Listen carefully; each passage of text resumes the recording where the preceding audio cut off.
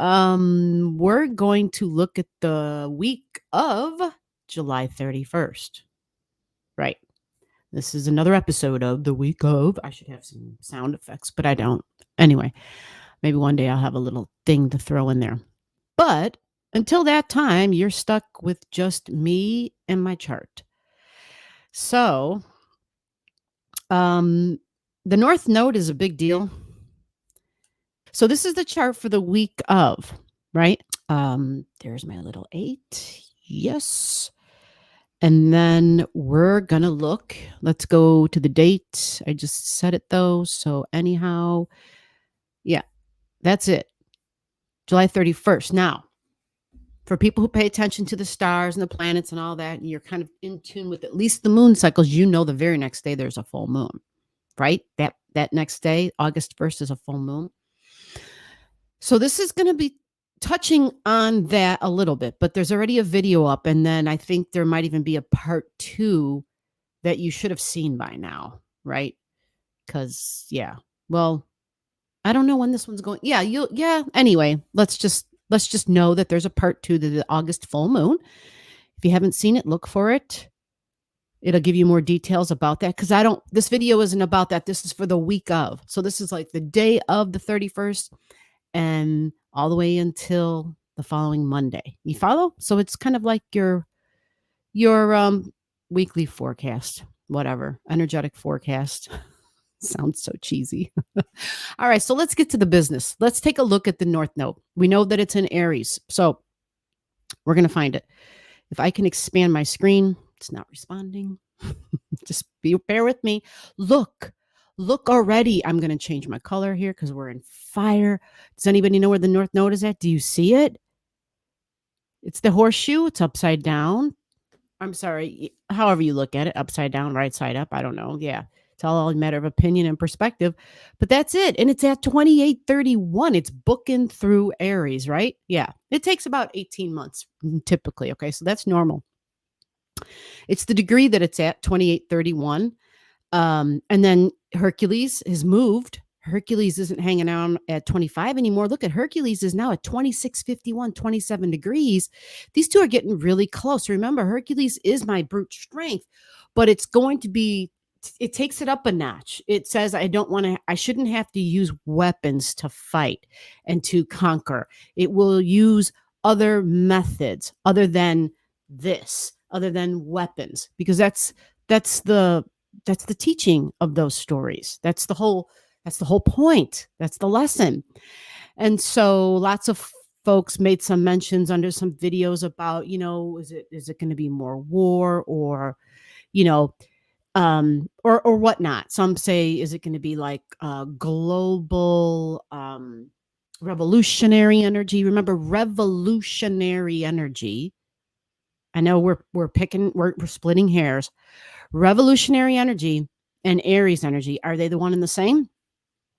Aries is fighting. It's more about independence, fighting for myself and my right. So it could be people getting a little bit more fired up, but I think it's going to be connected. I think it goes further back to about appearance and ancestry even, and the color of my skin, or even the gender stuff, right? For sure. But also, when the North Node and Hercules get together, and even look, Eris, right? Eris has been a big deal for a few years now. Eris was a key factor in the pandemic, a key factor. And people being like, hey, what the hell? Like, you can't tell me to do this and to do that. I mean, there were other things too. Okay. But Eris, there was just a lot of things going on at that time. It's typically feminine energy, right? And the ability to stand up for your rights and saying, hey, I have a voice. I exist. I have rights. That's a strong Eris energy, but it is angry. It for sure is angry, and rightfully so. Voices that have been hushed, people that have been invisible for far too long, and who had no rights, even though they supposedly have rights. So there's this combination factor. Look at all this. Look at all this fire. You got part of fortune at 23, Eris 25. Aries energy about, being that fighter, and Hercules and the North Node is our future. So what is going to become of the future? What is the North Node focused on? And independence, the rights of my body autonomy, freedoms, right? I'm not going to be shackled. There's not going to be any chains on me. And so there's this coming together as these two get closer, which they are here. A week later, they're even more closer. It can be unified power for sure. But sometimes to not fight, what's that teaching? And I probably saw it in some kung fu movie, and it was probably Karate Kid, right? Remember the one way back, like the original one? It was like the idea was, well, we train to fight so we don't have to fight, or some shit like that, right? Like we train because then it prevents us from actually having to fight. The idea is you're always preparing, and because if you're perceived as unaware, if you're perceived as like a sitting duck, then you're perceived as being weak. You follow? So I feel strongly like Hercules in that North Node, it's really lending to the whole, it's got like that strong natal vibration, even though the sign of Aquarius truly would be more of a natal thing. And then that takes me back to the revolutionary energies. Okay.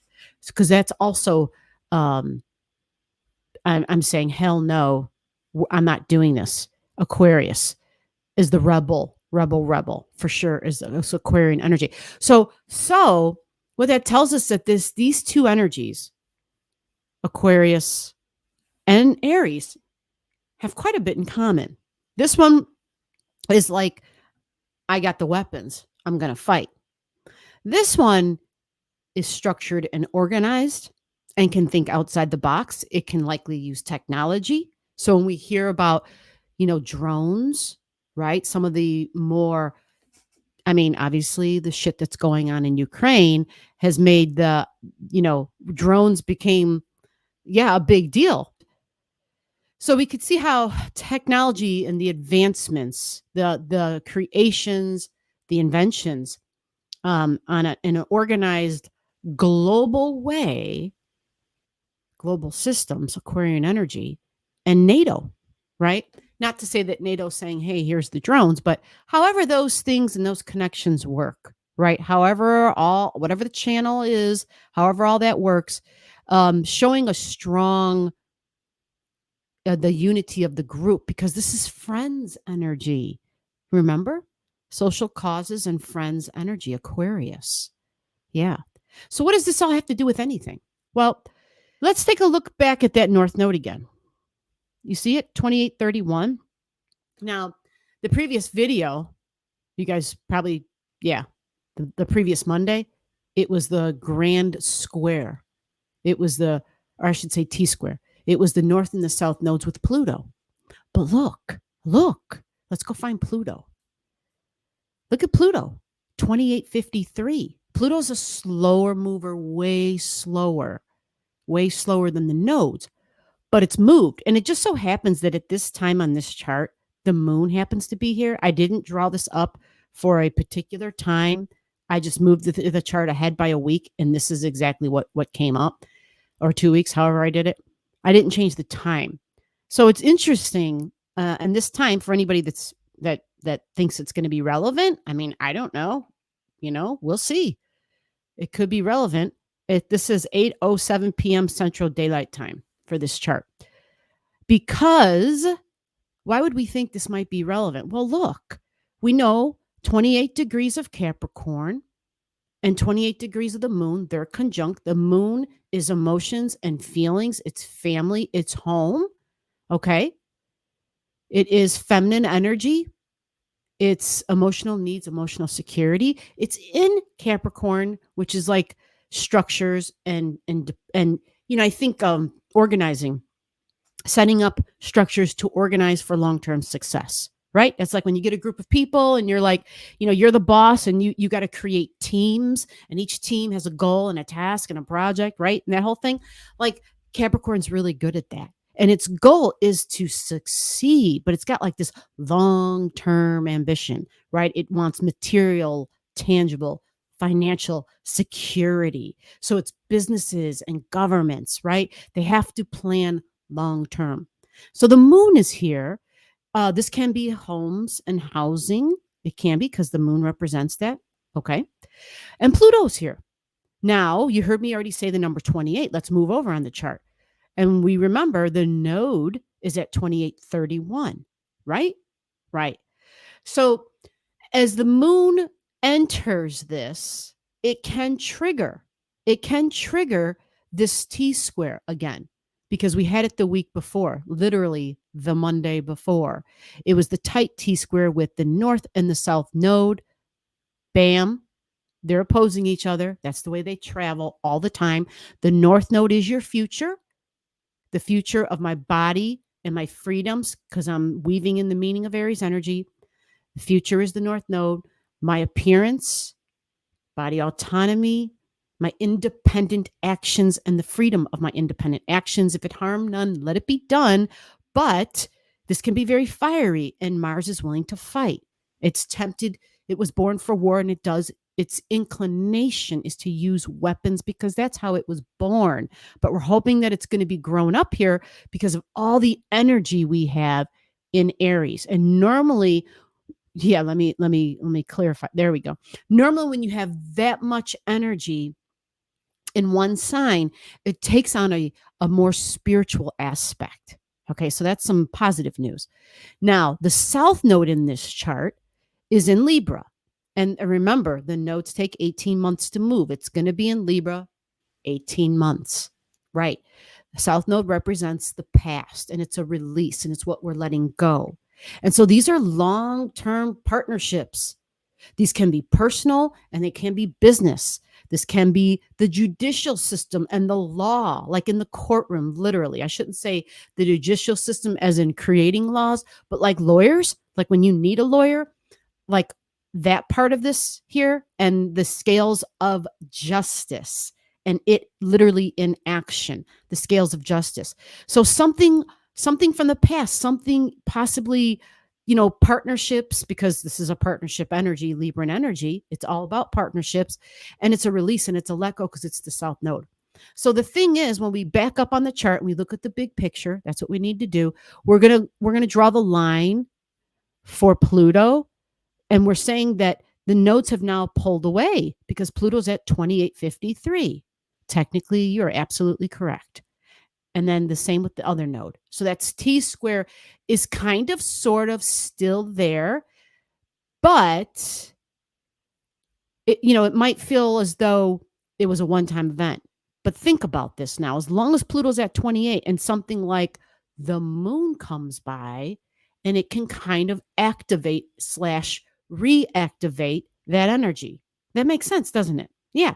Now, I will say here, because this is such a big event in general and has been, and we've been watching it for a while already, partnerships, business partnerships, significant one-on-one relationship. I can't tell you how many people that I've privately consulting where it's relationships ending a lot.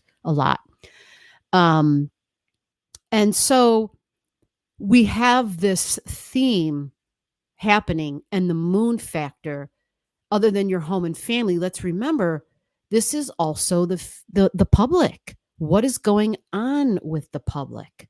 Okay. Now, Pluto can be intense. So intense emotions. All right. So let's go look at Mercury, because that will tell us a little bit more about what this could be about. Again, Capricorn energy is business and government, especially with Pluto there, because Pluto is power. But Pluto in a retrograde motion and being back at this degree again, and we know it's coming back here, this is a significant point. Like the 28-degree mark and the 29-degree mark are huge, huge, huge on a global scale. It is rooting out the abuses of those in power. And we see it happening globally right now, very tangibly. People who've had power for a long time, people who've been in power for a long time, and their abuses of that power. Pluto is the one that tolls the bell and says, I'm here. So what else? Where's Mercury and Venus? Well, look, We got Mercury at 4 degrees. Now, Mercury's in Virgo. This is important to keep in mind. Mercury moves pretty quick. Mercury's a pretty quick mover. So by the end of the week, Mercury's already going to be getting close to the point. It'll be with, see where Mars is at 13? By the end of the week, Mercury's already going to be there.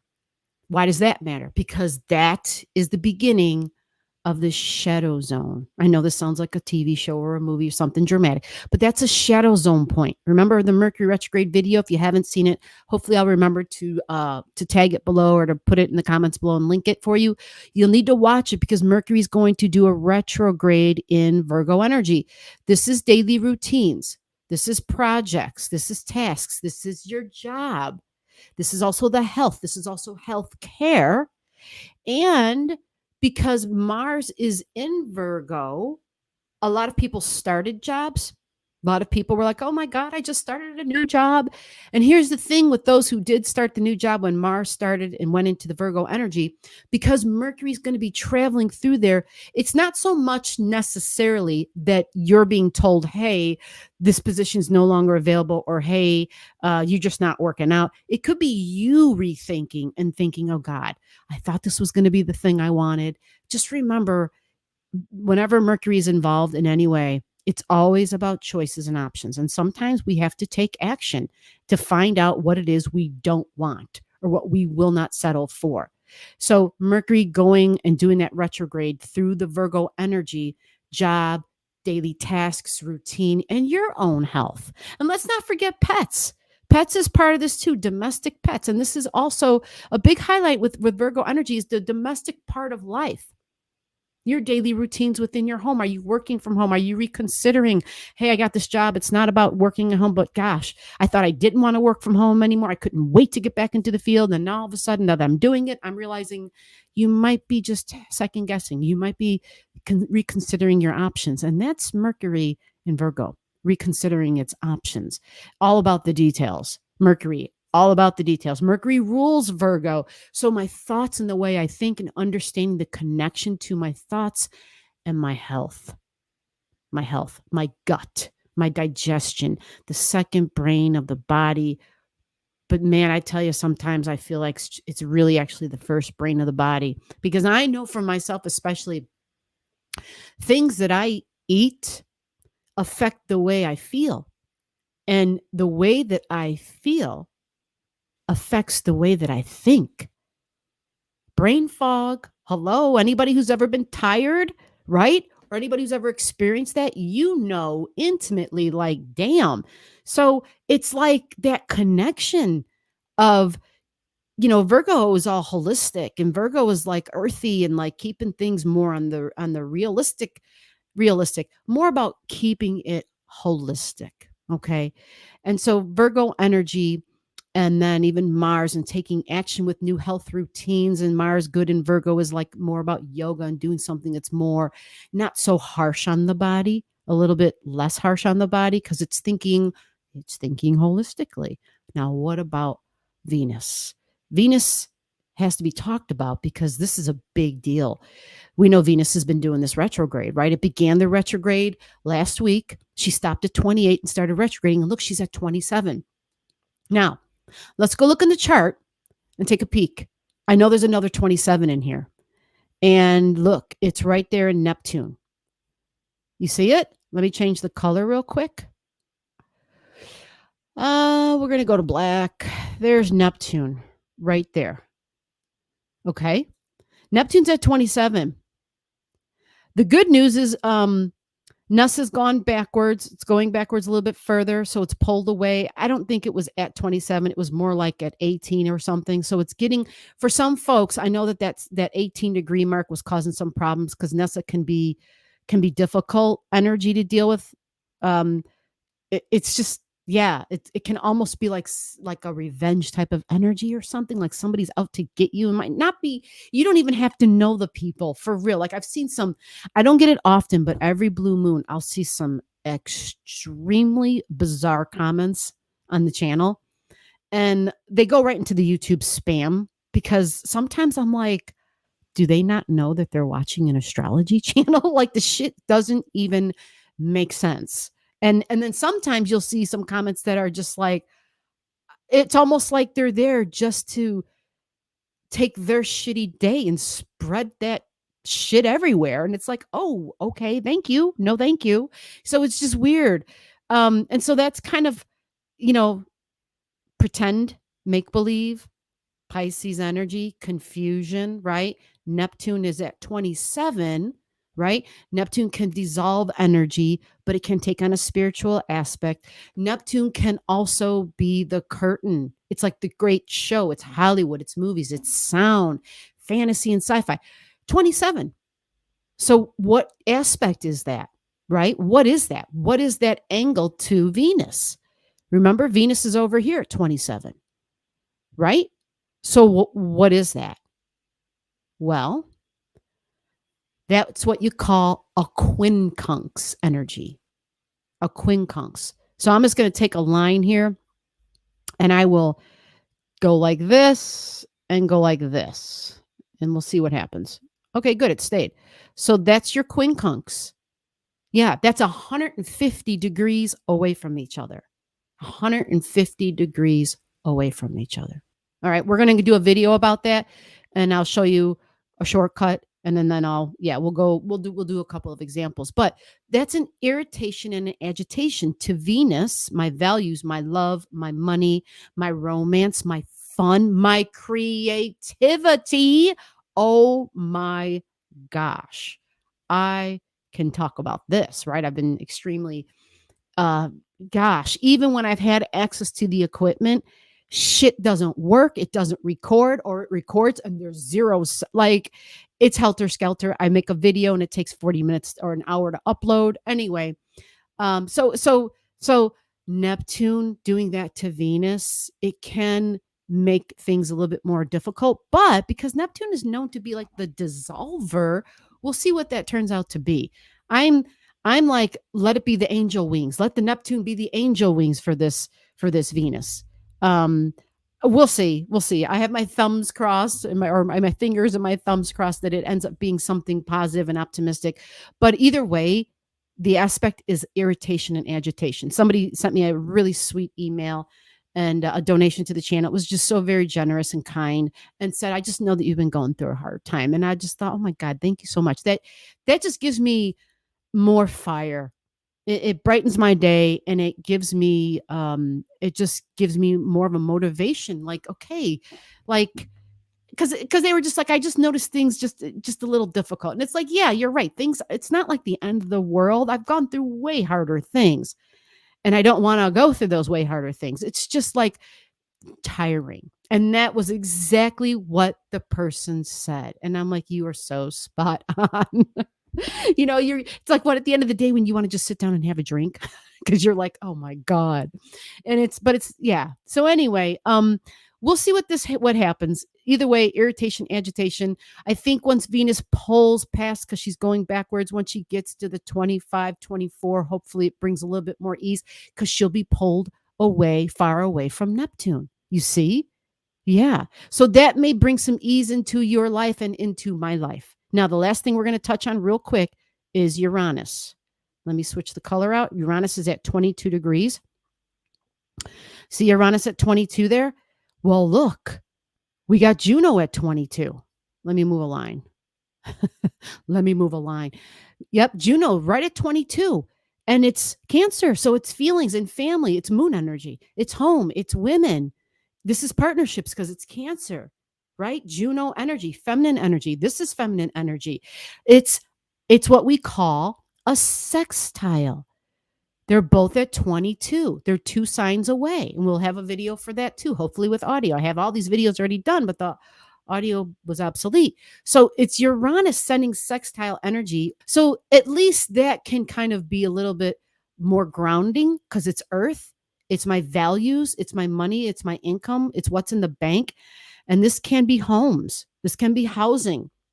This can be family and mom and nurturing energy and emotional needs. The sun is at 8 degrees in Leo now, right? And we know that because we know there's a full moon at 9 degrees. So as this week moves on, this sun at 8, it moves 1 degree a day. right? Which means in 7 days, it'll be at 15 degrees in Leo. All right, it'll be at 15. So by 15 degrees of Leo, it's getting very close. The sun will be getting very close to squaring Jupiter. And we will talk about that in the next week of video. Hope this helps. Hope you enjoyed. Stay safe out there, guys. Have a great week. Bye-bye.